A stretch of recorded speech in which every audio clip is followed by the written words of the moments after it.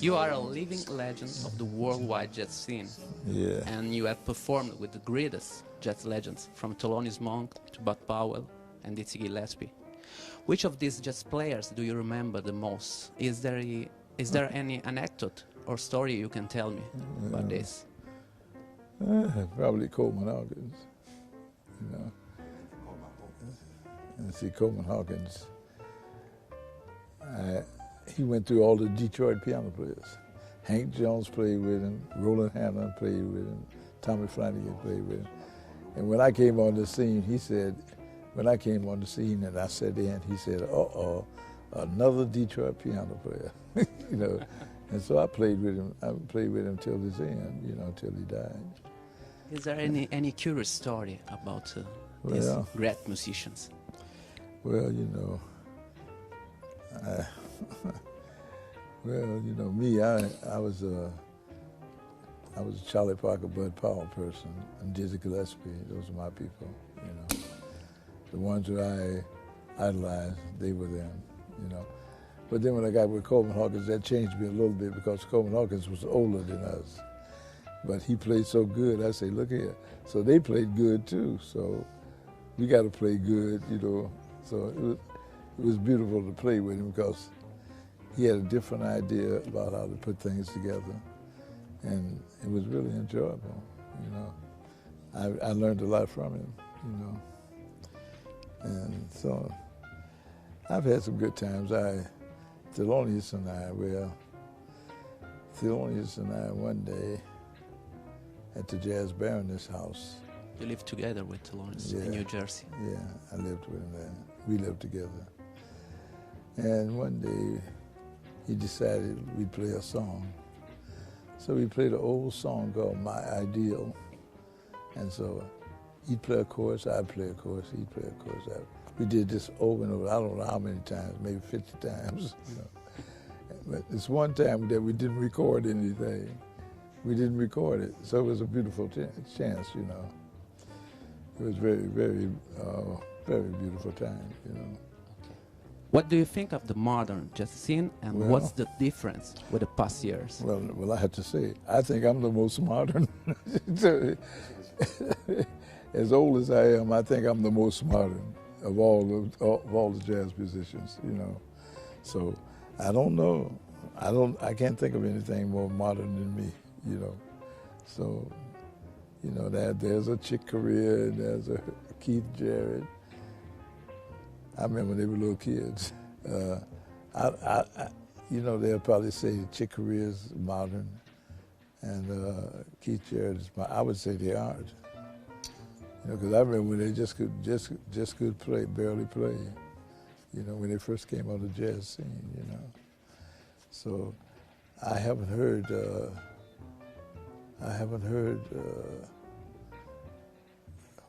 what I would consider. Oh, how can I say that? I haven't heard what I would consider, advancement. I haven't heard that. I haven't heard,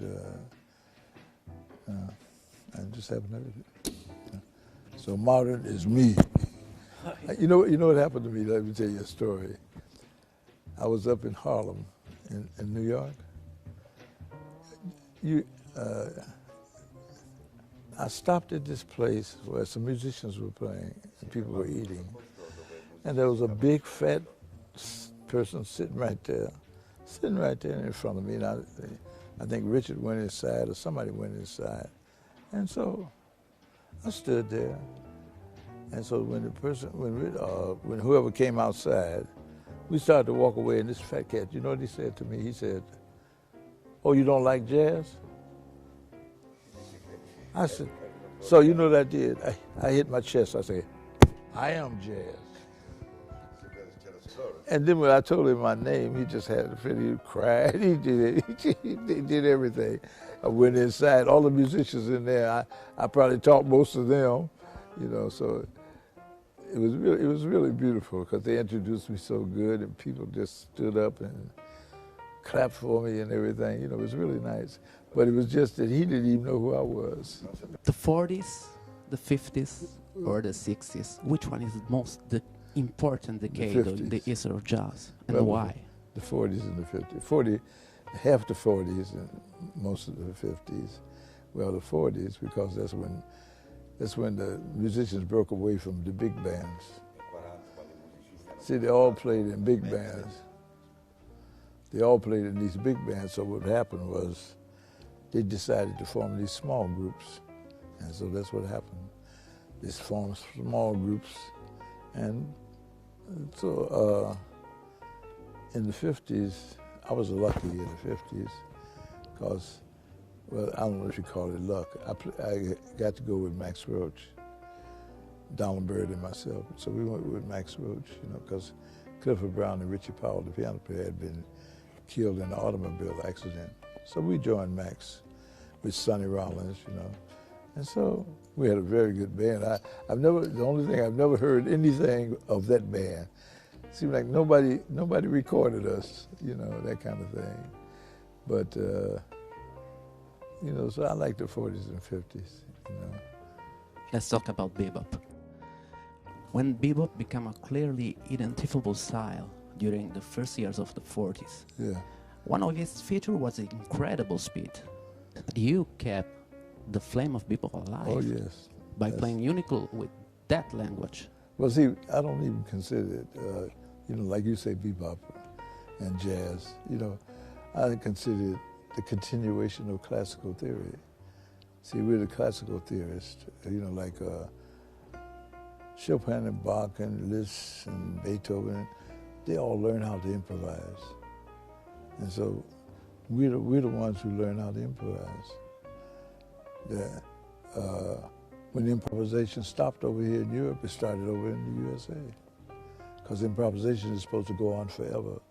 So I consider myself a classical pianist. You know? How much of these classical composers, Bach, Chopin, is in your works? A whole lot, man. I've written a piece that fools people. They think I'm playing some Chopin and I'm playing me. But they don't know. See, they think, oh, it sound like Chopin, but it ain't Chopin. It's me. So, it's see, the way I learn to play and the way I teach people the way I think that Chopin and all of them learned. You know, that's what I try to do. See, what happened is Europe messed up. See, how they messed up is there was a discontinuation. They discontinued really teaching improvisation. See, they stopped teaching improvisation like they used to. So what happened is the thing started in the USA, and the musicians over here who were the ones learning composition and things, they moved over to the USA. So most of the standards and stuff in the USA were written by classical musicians from here. A lot of them, you know. We wrote some of the things too, but a lot of it was from these cats that moved over to the USA, you know. So we ended up with the real classical thing is over in the USA because we are the ones who try to improvise. And I mean really try to learn how to make up things, you know. I try to show, like in my class today, I try to show them that they have to, everything they hate, the things they hate the most, they must know the best, you know. So it's funny, you know. I consider myself classical, you know, not a jazz music. If I was to write a book, I wouldn't put jazz on it. I would say classical music, so that all the classical people would pick up the book. If I said bebop and jazz, they aren't going to pick up the book, see? So I had to say classical. And when they pick up the book, they'll find out that I'm bebop. They'll find that out later. But, you know, the music is so beautiful, man, I can't tell you. And see, and making up things is beautiful too, you know. Yeah. A lot of people think that a precise definition of jazz music cannot exist. Could you define jazz in only one word? Jazz is? Oh, boy. Now, how could I say it in one word? To me, it's improvisational or something. There's a lot of things that they call jazz, they aren't jazz, you know. See, a lot of times they've made jazz into some kind of dump, that anything they think that is different, they put it in jazz, but it's not necessarily jazz. Jazz is very special, improvisation, you know. I'd have to line up people who think they know jazz. See, really, I should be teaching the teachers, not the students, not the young people, you know. See, when I was 15 to 16, I loved jazz. So I would run home while other people be playing baseball and football and all kinds of things, running after the ladies and stuff. Man, I ran home and I sat at the piano. So I was in love with the piano, you know. So I don't know. See, jazz has many facets. Jazz it's big, but it's simple. And we've gotten away from the simplicity of it into the intricate kind of thing, you know. Like most of the composers, even artists. No, it's not just jazz. All you got to do is look at painting. Painting's the same. Like there was a Japanese cat. He would lay the canvas down, put the paint on his body, and roll on the canvas. And those paintings sold for millions of dollars, you know. Well, now you can say that's painting, I don't know. But see, one thing we do wrong, like in the USA, we take art out of the schools. Like whenever they need to save money, they take art away. So we don't have painters. We don't have jazz musicians. We hardly have jazz musicians. Most of the cats are hip-hop cats and rap cats. They don't need any horns. They do their thing without horns, you know, which is a drag for us because, in other words, they're going to eliminate all the instruments, you know. And so I call it lovely music, jazz, you know. And my whole idea is to make somebody feel, you know, the way Bach made people feel, the way Chopin made people feel, the way Liszt made people feel, you know. I want to be able to do that, you know. That's all, you know. And I want to be able to bring up some cats who'll be able to understand how to improvise. That's it, you know. You continue performing in concerts and seminars all over the world. Yeah. When you're not traveling, you arrange weekly sessions for singers and musicians in New York. Yeah, I do that in New York. What are the peculiar features of your teaching method? Well, you know what it is. One thing I didn't want to teach at a college. See, when you teach at the college, you teach to kids whose parents can afford to send them to college. There are a lot of people whose parents can't afford to send them to college. So I rather deal with those kind of people, you know. I deal with lessers, you know, the ones who don't have as much. So I keep classes going in New York. When I made a promise. I said that I'm for keep a class in New York forever until I leave. You know, so that's what I do. I keep a class in New York. You have traveled all over the world and lived many experiences with all kinds of musicians. Yeah. There's a place, a city or an artist that you will hold forever in your art. Well, the one I would hope for, he just died maybe 3 years ago. He was he was a teacher in Holland. And there's a picture I have of him and the two of us sitting on a park bench, and we looked like brothers. He was Dutch, and I'm me, he's Dutch, but we look very much alike, you know. And I considered him one of the greatest musicians that I'd ever met, you know, who really knew stuff, you know. And he taught a lot of piano players, believe me, man. In Holland, there were about 20 piano players. They all come from him. 20. They all come from this one man, you know. So he was one of the greatest that I knew, you know, so, you know. And this is my first time in Sicily. And really, we've had a beautiful time here, you know. What memories of this experience you will take with you? Oh, yeah.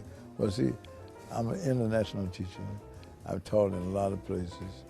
I think, really, this is one of the best classes that I've taught was here. We have a lot of people. And so our class, I didn't expect the class to be so big here, you know. But the class is pretty big here, you know. It seemed like I had more horn players. I even got more horn players and everything. But see, I can deal with all kind of. See, I can deal with it. I can deal with singers. I can make singers happy. I can deal with piano players. I can make them feel all right, and I can deal with the improvisation of horns, because that's really my forte. Is trying to teach the horn players. Last question, Mr. Harris. Okay. What do you think about Gela, our town? About Gela, our town? Oh, this town? Yeah. Oh, I love this. You know, it's beautiful, man. You know, I've had a good time every day. You know, I hope to come back. You know, I hope I'll be around long enough to come back. You know, see, being in I call myself in the 10:30 of my life. See, like you're young, you're about 8 o'clock or 7 o'clock. Not me. I'm 10:30, going on 11. See, 12 is the end. 12 o'clock is the end, you see. So you got a long ways to go. You know, so, you know, I love being here. I hope I'll be able to be here. I'm hoping that I'll be like people are nowadays. You hear more people 90 years old than ever. We have more people 90 years old all over the world, you know. So I'm hoping I'll be 100. See, so I can last. If I can last to 100, I'll be all right, you know. Thank you so much, Okay, Mr. Harris. okay.